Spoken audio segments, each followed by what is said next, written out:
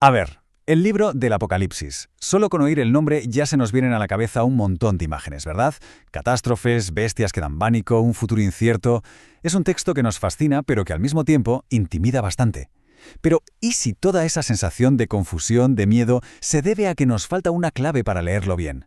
Hoy, con la ayuda del biblista Hugo Bani, vamos a intentar encontrar esa clave. Y quién sabe, a lo mejor, descubrimos que el mensaje final del Apocalipsis no tiene nada que ver con el miedo, sino con algo totalmente diferente.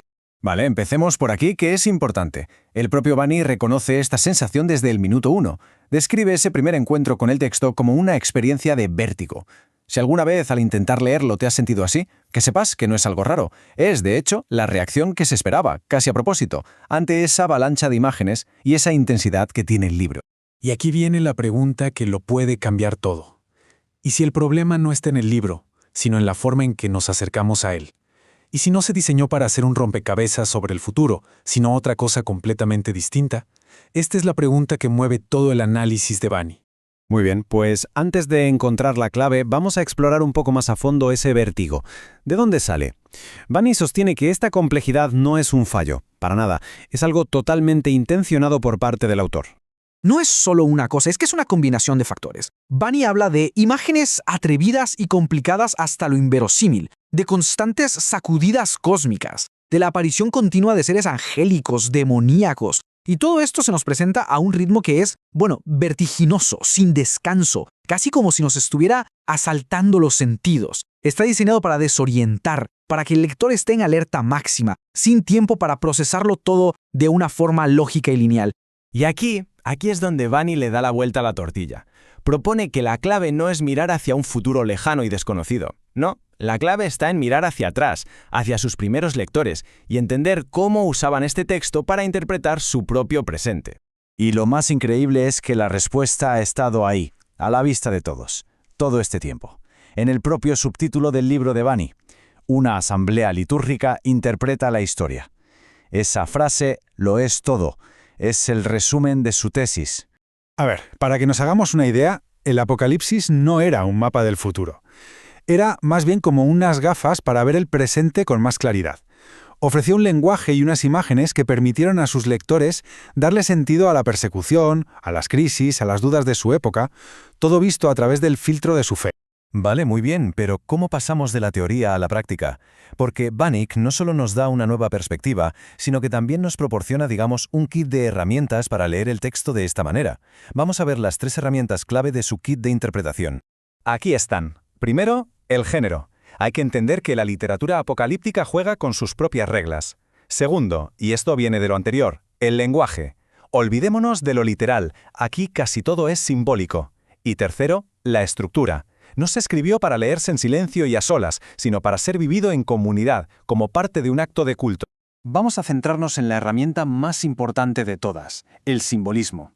Es que intentar leer el Apocalipsis de forma literal es como intentar entender una partitura musical, fijándonos solo en la forma de las notas, sin tener ni idea del sonido que representan. Simplemente no funciona. Estaríamos usando la herramienta equivocada. El propio género ya nos da la pista. La literatura apocalíptica, por definición, usa símbolos para revelar una verdad más profunda sobre la realidad del presente. Su objetivo no es informar de eventos futuros con la precisión de un periodista, sino consolar, animar y sobre todo dar esperanza a una comunidad que lo está pasando mal. La diferencia, la verdad, es abismal. Mientras que la lectura literal busca equivalencias directas del tipo «esta bestia es este país» o «este cuerno es este líder político», la lectura simbólica que propone Bani busca el significado teológico. ¿Qué nos dice esta imagen sobre la naturaleza del poder? ¿Sobre cómo se mantiene la esperanza cuando todo parece perdido? Esas son las preguntas que intenta responder la lectura simbólica. Y este es un ejemplo brillante de cómo funciona. Pensemos en el símbolo central del cordero. A primera vista, un cordero degollado parece un símbolo de debilidad, de derrota, ¿no? Pero en el lenguaje del Apocalipsis, sus 7 cuernos simbolizan la totalidad del poder, y sus 7 ojos, la plenitud del espíritu. Es un símbolo que le da la vuelta por completo a nuestra idea del poder. O sea, nos está diciendo que la victoria final no la tiene la fuerza bruta, sino el amor que se sacrifica. Y este es el corazón del mensaje del Apocalipsis. Y este lenguaje simbólico es coherente en todo el libro. El número 7, como hemos visto, casi siempre significa plenitud, totalidad. El color blanco no se refiere a la ropa, sino a la trascendencia, al mundo divino. El rojo, por su parte, evoca violencia y conflicto. Hay todo un código simbólico que una vez que se entiende, empieza a dar sentido a todo el texto. Entonces, si juntamos todas estas piezas, el género, el simbolismo, la lectura en comunidad, ¿qué imagen final nos queda? ¿A dónde nos lleva todo este laberinto? Según Bani, el destino final no es el miedo, es un lugar de una esperanza profundísima. Y es que la propia estructura del libro refuerza esta idea.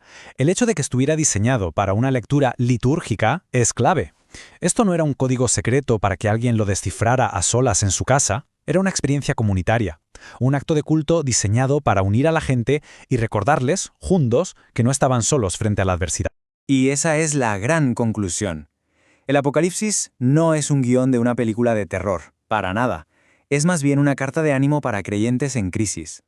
Su mensaje fundamental no es «tened miedo de lo que va a pasar», sino «manteneos firmes», porque a pesar de lo que parezca, la historia tiene un sentido y un final lleno de esperanza. Y este es el punto final, y es crucial. El Apocalipsis no es un libro para ser simplemente entendido, es para ser vivido. Como dice Bani, fue escrito para retener y poner en práctica. No es un examen de conocimientos, es una llamada a la acción, a vivir con esperanza, con valentía y con fidelidad, sobre todo cuando es más difícil hacerlo. Así que terminamos con esto, con una pregunta que queda en el aire, una invitación a la reflexión.